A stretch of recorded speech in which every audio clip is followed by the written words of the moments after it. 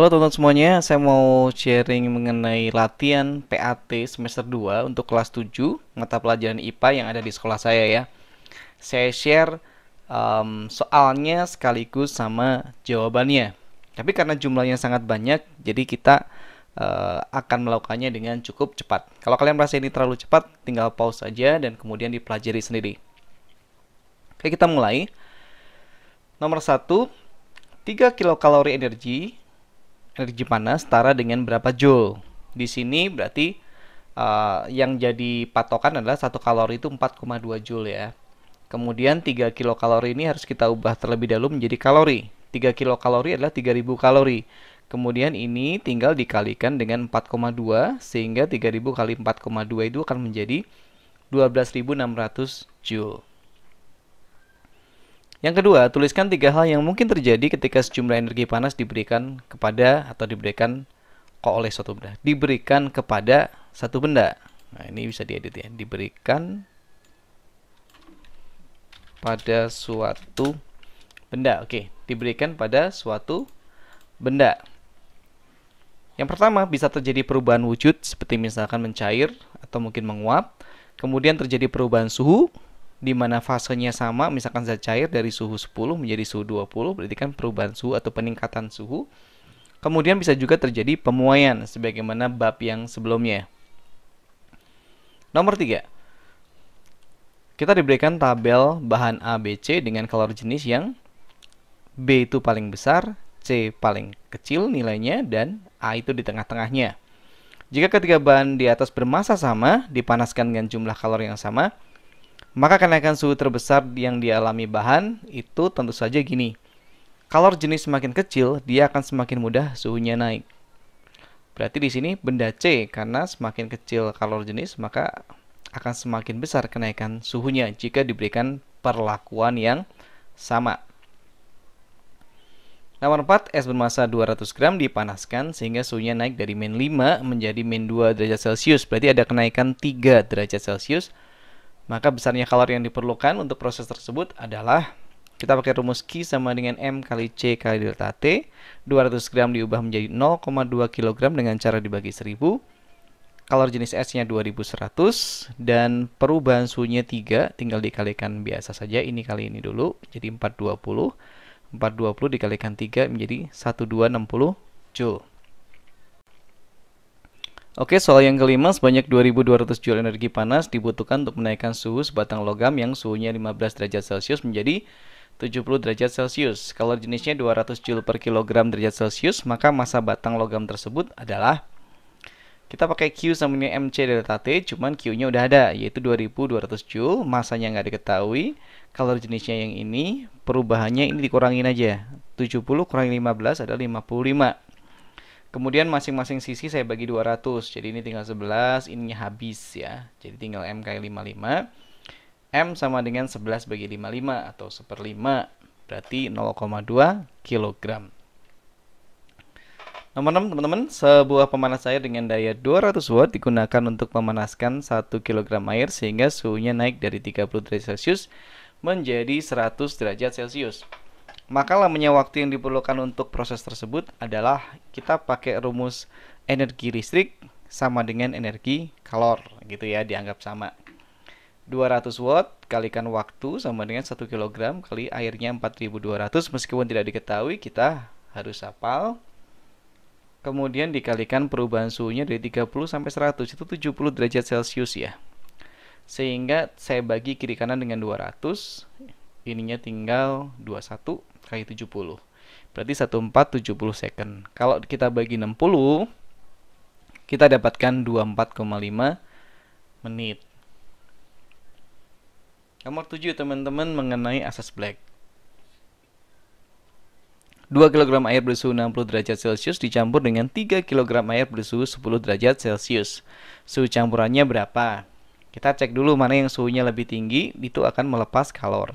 Kebetulan yang suhunya lebih tinggi adalah 60 derajat Celcius dengan massa 2 kg, dan suhu yang lebih rendah adalah 10 derajat Celcius dengan massa 3 kg. Karena sama-sama air, maka kita bisa pakai Q lepas sama dengan Q terima, di mana M1 dalam kurung T1 min TC sama dengan M2 dalam kurung TC min T2. Karena sudah tahu ini yang melepas, ini yang menerima, tinggal masukin aja. 2, 60 min TC, 3 TC min 10. Kalikan seperti ini, 2 kali 60, 120. 2 kali min TC min 2 TC, 3 sama dengan 3 kali TC, 3 TC, kurangi 3 kali 130. Ini digabung ke sini, jadi plus. Ini digabung ke sini, jadi plus juga. 150 sama dengan 5 TC, sehingga TC-nya adalah 150 dibagi 5. Hasilnya adalah 30 derajat Celcius. Oke, kemudian ini es bermassa 1 kg, suhunya min 10 derajat Celcius, dipanaskan sehingga mencair pada titik leburnya dan menjadi air pada suhu 70 derajat Celcius. Kalor jenisnya diketahui, baik itu es maupun air. Kalor leburnya juga, saya bikin grafiknya dulu. Dari min 10 menjadi 0, ini bentuknya es, suhunya naik. Kemudian es ini akan melebur di suhu 0. Kemudian air itu akan naik suhunya dari 0 sampai 70, berarti ada 3 tahap. MC delta T 1 kali 200 kali 10, 21.000. Q2 nya adalah kalor laten atau perubahan wujud, M kali L 1 dikalikan 336.000, hasilnya adalah 336.000. Q3 sudah bukan es lagi, yaitu bentuknya air, sehingga kita pakai bukan 2100 lagi tapi 4200, kenaikannya 70. Dan ini semua tinggal dijumlahkan menjadi 651.000 Joule.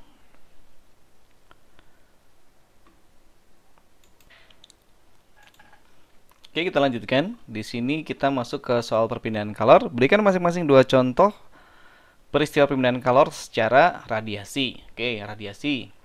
Panas matahari yang sampai ke bumi meskipun melewati ruang hampa. Kemudian badan terasa hangat di sekeliling api unggun. Kalau misalnya di atas api unggun itu konveksi ya. Konduksi, contohnya panci logam dapat digunakan untuk memanaskan air ya, karena ada perambatan secara konduksi pada logam. Kaki mendapat luka bakar ketika tersenggol dengan knalpot panas. Kalau konveksi, terjadinya angin darat dan angin laut, karena itu dipengaruhi oleh udara yang suhunya lebih panas, dia akan naik karena memiliki kalor jenis, karena dia memiliki massa jenis yang lebih kecil. Jadi naik gitu. Asap keluar dari cerobong, kemudian walaupun dilarang ya, itu bisa sebenarnya menerbangkan lampion dan balon udara. Gitu ya, itu kan cuma udaranya dipanasin. Prinsipnya seperti itu. Kemudian yang dari percobaan kontak konveksi.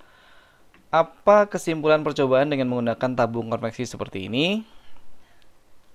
Massa jenis pada cerobong A di sini, massa jenis udara di sini ini lebih kecil karena kalau dipanasi dia kan volumenya jadi gede. Kalau volumenya jadi gede, massa jenisnya kecil. Di sini massa jenisnya kecil sehingga dia terangkat ke atas. Sehingga asap itu ikut tersedot seperti itu. Massa jenisnya lebih besar, kecil, ini massa jenisnya lebih besar. Kayak gitu, jadi berputar. Udara berpindah dari B ke A melalui kotak.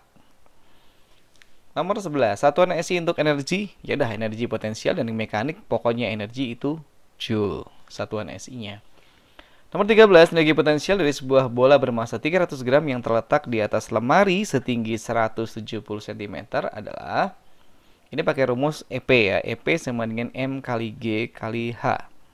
300 gram itu jadiin kilo, jadi 0,3 kilogram kali 10 meter per second kuadrat, atau boleh juga ditulis 10 newton per kilogram. Kalikan ketinggiannya, jangan senti juga, tapi meter, jadi dibagi 100 ya. Sehingga ini jadi 3 kali 1,7, 5,1 Joule. Kemudian varian dari soal yang sama, nomor 14. Benda pada ketinggian 7 meter memiliki energi potensial 14 Joule. Maka massa benda itu adalah, pakai MGH juga sama, cuman sekarang EP-nya udah ada yaitu 14 Joule. M-nya ditanya, G-nya harus hafal 10 meter per second kuadrat, ketinggiannya sudah ada 7 meter. Sehingga 14 Joule sama dengan 70 ya, meter kuadrat per second kuadrat. Kalau pusing satuannya nggak usah ditulis dulu. Yang penting massa nanti kalau semua udah SI ketemunya kilo. 14 bagi 70 sama dengan 1/5 atau 0,2 kg. Nomor 15. Sebuah benda bermassa 8 kg bergerak lurus dengan kecepatan 1/4 meter per second. Energi kinetiknya berapa? Pakai rumus EK sama dengan setengah kali M kali V kuadrat. EK sama dengan setengah kali M-nya itu 8. V-nya itulah seperempat yang dikuadratkan. Berarti seperempatnya akan berubah menjadi 1/16 ya. 4 kali 1/16 tentu saja adalah seperempat Joule.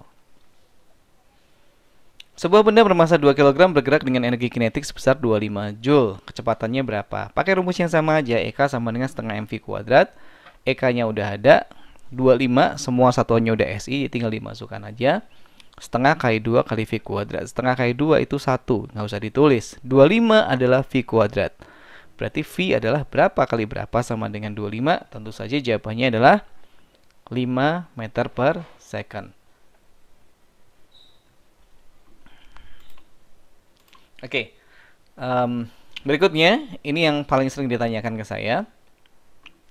Massa bola 100 gram, bagaimana dengan EP, EK, EM dari tiap tempat, baik itu A, B, maupun C. Oke, pertama kita harus cari EPA, energi potensial di sini. Kalau kita lihat ini ketinggiannya 240 cm ya, atau 2,4 meter. Berarti ini diubah menjadi kilogram dibagi 1000, 0,1 kali gravitasi 10 kali 2,4. Berarti ini sama dengan 2,4 Joule. Nah, ini nanti penting banget nih, karena ini adalah sama dengan energi mekanik. Nah, energi mekanik ini kunci untuk mengerjakan soal ini, karena ini prinsipnya adalah menggunakan prinsip hukum kekekalan energi mekanik. EK-nya berapa? EK-nya berapa itu? EK itu selalu bisa dicari dengan EM kurangi EP. Jadi 2,4 kurangi 2,4, 0. Atau bisa dimengerti bahwa pada awal gerakan itu benda diam. Oke, sekarang EPB. EPB ini kita cari manual aja. Jadi 0,1 kali 10 kali ketinggiannya sekarang. Ketinggiannya adalah 120 cm atau 1,2. Ketemunya adalah 1,2 Joule. Sedangkan EM itu dapat dari tadi. Karena EM semuanya di semua tempat tuh sama. Berarti EM-nya adalah 2,4 Joule. EK, ya ini kurangi ini. EM kurangi EP yang di titik itu. Ketemunya 1,2. Oke, sedangkan ini saya naikin ya. Oke. Sedangkan yang di titik C ini ketinggiannya kan 0. Udah pasti EP-nya 0. EM-nya tetap 2,4. EK selalu EM kurangi EP. Jadi 2,4 Joule juga kayak gitu. Nomor 18. Sebuah mangga bermasa 200 gram jatuh dari ketinggian 2 meter. Hitung energi kinetik mangga pada saat 30 cm di atas permukaan tanah. Ini sama persis dengan soal barusan. Yang pertama kita cari dulu energi mekaniknya. Energi mekanik pasti sama dengan energi potensial di tempat yang awal. Berarti massa kali G kali gravitasi, massa kali percepatan gravitasi kali H sebelum jatuh. Yuk hitung yuk. Ini jadiin kilo, 0,2 kg.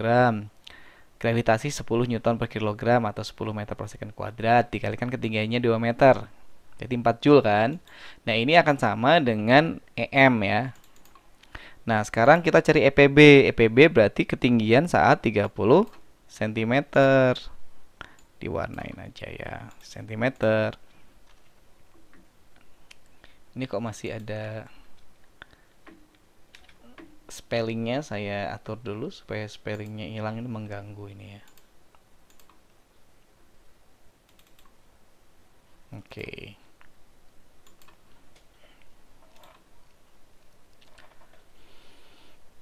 Kayak mana tadi? 30 cm. Oke, diubah menjadi 0,3 meter. Dikaliin aja jadi 0,6 Joule kan. Nah, EK itu pasti EM kurangi EP di titik yang sama. Tadi kan EM 4 Joule. EP-nya barusan kita cari 0,6. Berarti dikurangin aja 4 kurangi 0,6, 3,4 Joule. Gitu doang. Dan nomor 19 ini sama juga. Sebuah pot anggrek bermasa 1 kg digantung di atas pohon setinggi 5 meter. Jika kemudian pot jatuh ke bawah, hitung energi kinetik pada ketinggian 1 meter. Sama persis teman-teman cari EP awal yang merupakan sama dengan energi mekanik MGH 1 kali 10 kali ketinggiannya 5 meter. 50 Joule, ini jadi patokan. Nah, sekarang soalnya apa? Energi kinetik di ketinggian 1 meter. Carinya EP. EP pada ketinggian 1 meter ya 1 kali gravitasinya 10 kali 1 meter, berarti 10 joule. Nah, untuk EK sendiri itu selalu EM kurangi EP kan, berarti 50 kurangi 10. Kok belum diisi? Sama dengan 10 joule, gitu ya. Oke, next kita udah nyampe ke energi dalam makanan. Energi dalam makanan. Sebuah kemasan, sebuah snack bertuliskan lemak 8 gram. Nah, untuk lemak itu energinya, oke, saya ulang. Untuk lemak itu energinya adalah 9 kalori per gram. Jadi kalau ada 8 gram, ya 8 gram kali 9 kalori per gram. Ketemunya adalah 72 kalori. Ya. Kemudian protein itu, kalau protein itu tiap 1 gram protein itu adanya 4 kalori energinya. Demikian juga dengan karbohidrat. Berarti untuk yang protein ya 2 kali 4 sama dengan 8 kalori. Untuk karbohidrat 10 kali 4. Tinggal dijumlahkan berapa? 120 kalori. Gitu ya. Jadi yang ini yang diapalin, yang diwarnain nih.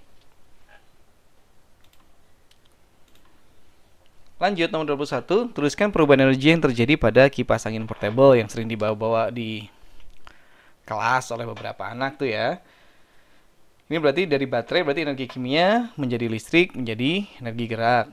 Kalau setrika sudah pasti energi listrik jadi energi panas. Sepeda motor energi listrik, energi kimia, aki, dan bahan bakarnya bensin menjadi energi listrik. Ada gerak, ada cahaya, ada bunyi, tapi utamanya emang gerak sih ya. Rice cooker energi listrik menjadi energi panas, lampu senter energi kimia karena pakai baterai, energi listrik dan energi cahaya. Nah, ini kebetulan saya dapat dari jawaban dari salah satu anak di kelas saya nih. Jadi saya, karena jawabannya banyak banget, jadi saya ngikutin ini aja. Populasi misalnya sekumpulan ikan gupi, komunitas sekumpulan ikan gupi dan sekumpulan ikan koki yang memang tinggal bersama gitu ya. Ekosistem sekumpulan ikan gupi dan sekumpulan ikan koki tadi di akuarium gitu. Akuarium yang sama maksudnya. Satu contoh organisme kurang O. Satu contoh organisme produsen ya, pokoknya tanaman lah ya. Herbivore pokoknya pemakan tanaman ya. Yang murni makan tanaman aja. Carnivore contohnya adalah rubah, pokoknya yang dia punya gigi yang tajam itu ya. Rubah, harimau, belalang sembah, macam-macam. Reducer contohnya adalah jamur pengurai. Oke, dan kemudian sebagaimana yang ada di, semoga gambar ini cukup jelas ya. Ini sering muncul di ujian. Apa yang terjadi bila populasi caterpillar atau ulat menurun secara drastis? Caterpillar di sini dia memakan cranberry, dia memakan cranberry, kemudian dia dimakan blue jay. Kalau saya lihat dua jenis burung ini sumber makanannya kan cuma caterpillar, jadi dia pasti menurun. Sedang cranberry itu caterpillarnya nggak ada, ini saya tulis meningkat ya. Ini saya kurang setuju ya. Diralat relatif tetap. Kenapa relatif tetap? Karena masih ada yang makan tuh deer itu atau rusa. Rusanya masih makan terus gitu. Apa yang terjadi pada tikus, pada populasi tikus jika populasi tikus menurun drastis? Tikus di mana? Sini ya. Tikus itu dimakan oleh coyote, tapi coyote masih punya banyak sumber makanan, berarti nggak akan ngefek ke coyote. Sedangkan grassnya juga ada yang makan, yaitu rusa. Jadi kurang lebih tetap sama sih menurut saya. Jadi dua-duanya relatif tetap ya. Peran coyote-nya di atas adalah konsumen puncak, karena di gambar ini dalam jaring-jaring makanan ini tidak ada yang makan coyote gitu. Oke. Berikan contoh pasangan makhluk hidup yang berinteraksi secara komensalisme, hiu dan remora. Pokoknya intinya satunya untung, satunya nyantai gitu. Nggak untung, nggak rugi. Jadi masih banyak lagi ya. Parasitisme, manusia dan cacing pita. Mutualisme, lebah dan bunga sama-sama untung. Netral, burung hantu dan bunga karena saling tidak mempengaruhi. Kompetisi, rusa dan kijang yang tinggal di tempat sama, makanannya sama. Predasi, harimau dan rusa di mangsa gitu ya. Nomor 26 belum sempat. 3 hal yang buat zat dinamakan polutan. Apa ya polutan itu? Ada di tempat tidak semestinya. semestinya dalam jumlah dan waktu yang tidak semestinya. Ya kurang lebih kayak gitu. Harusnya nggak ada di situ, ada di situ. Adapun di situ, kemudian waktunya keliru. Dua contoh polutan udara apa ya? Karbon monoksida, kemudian yang bentuknya partikel debu aja ya. Oke. Apa dampak buruk sebuah perairan yang dipenuhi oleh eceng gondok? Karena sinar matahari tertutup oleh banyaknya eceng gondok, maka fitoplankton dalam perairan akan kekurangan kemampuan untuk fotosintesis. Jadi perairan itu sendiri kurang oksigen, berarti akan terjadi ketidakseimbangan dalam ekosistem gitu ya. Blooming algae di daerah perairan disebabkan oleh, jadi blooming algae sendiri itu satu perairan tertutup oleh tanaman gitu ya. Itu bisa jadi sisa pupuk dari persawahan atau mungkin ladang kebun yang kebetulan dekat dengan sungai itu hanyut dan menyuburkan tanaman di permukaan. Efeknya nanti gimana ya, kayak nomor 28 itu. Salah satu cara untuk mengatasi pencemaran lingkungan akibat buangan limbah industri adalah membuat pengolahan. Ya, kalau pencemaran air itu dibuat bak-bak pengolahannya sampai akhirnya yang di bagian akhir itu dikasih ikan. Kalau ikannya hidup, berarti pengolahannya berhasil dan limbahnya sudah boleh dibuang ke sungai begitu. Apa akibat meningkatnya jumlah CO2 secara berlebih? Yaitu ada penumpukan gas rumah kaca dan tentu saja akibatnya adalah global warming. Kemudian di nomor 32 disuruh nyebutkan bagian-bagian atmosfer dari bawah. Yang paling gampang diapalin adalah paling awal tuh troposfer. Ingat teropong, deket soalnya. Ingat paling luar itu exo. Exo itu kan di luar, exo. Tengah itu meso. Jadi yang perlu diapalin tinggal 2 dan 4, yaitu strato dan termos.